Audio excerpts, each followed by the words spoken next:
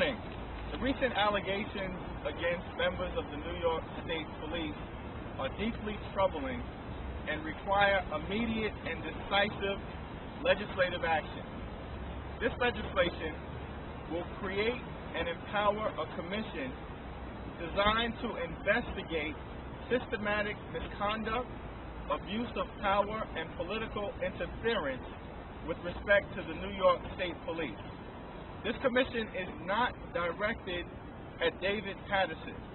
It is designed to restore some institutional integrity to a law enforcement organization that has lost its way. During the administrations of the last 3 governors, troubling evidence has emerged that some state troopers have been subjected to improper political interference and have engaged in acts that undermine the very fabric of our democracy.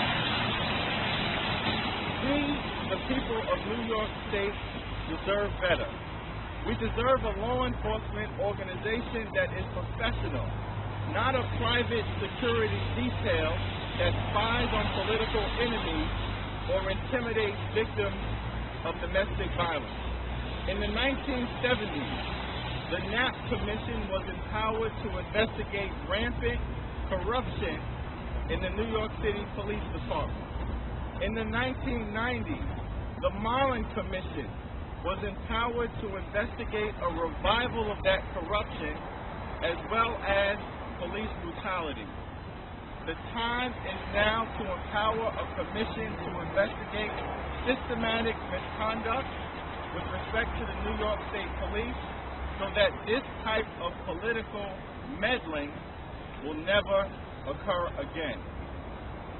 This commission will consist of 9 members, the majority of whom will be former federal or state court judges. 5 members of the commission will be appointed by the chief judge of the New York State Court of Appeals, including the chairperson. The remaining 4 members will be appointed by the respective legislative leaders in the Assembly and in the Senate. The commission will have full and complete subpoena power and will be charged with conducting a comprehensive investigation and reporting back to the legislature on steps that can be taken to reform this institution. I'm pleased that my colleague Eric Adams has agreed to introduce this legislation in the Senate. Senator Adams, of course, had an extremely distinguished career before arriving at the legislature with the New York City Police Department, rising to the rank of captain. Senator Adams. Thank you, Senator. Assemblyman Jeffries. This is the type of legislation that Jeffries and I discussed prior to running what we wanted to do. He's in the Assembly and I am in the Senate. We would like to consider ourselves, he brings the order and I bring the law, so we believe we're law and order. And out of all that's dysfunctional in state government, there are many aspects that is extremely functional. From Buffalo to Bedford-Stuyvesant, our state troopers have the responsibility to adorn gray uniforms, but they enforce laws that are black and white.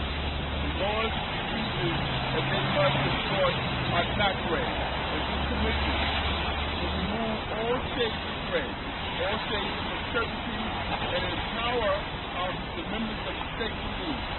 Empower them to do their job free of interference, free of political intimidation, free of outside intervention.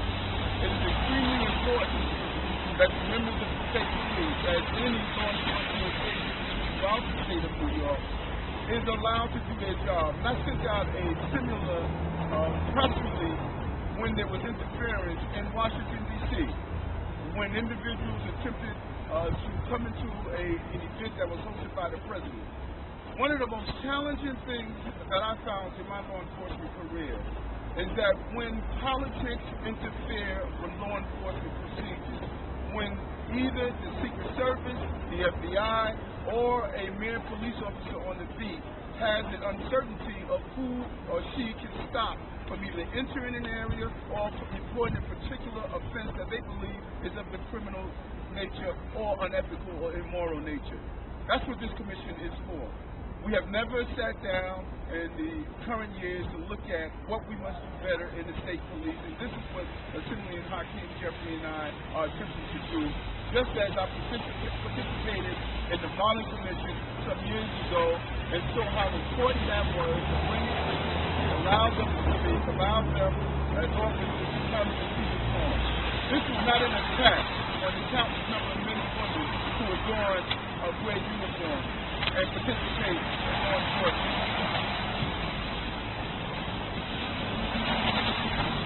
In no way should that be viewed as such. This is not an attack on our law enforcement officers.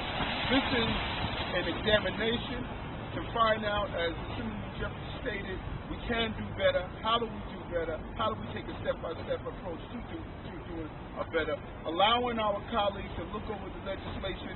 We have received several phone calls from members in the Senate. I'm sure Assemblyman Jeffries has received those similar calls in the Assembly, talking about participating in this form of a commission and seeing this commission move forward.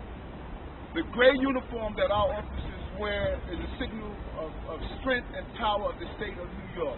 Our laws should never be any area of gray. They should be black and white.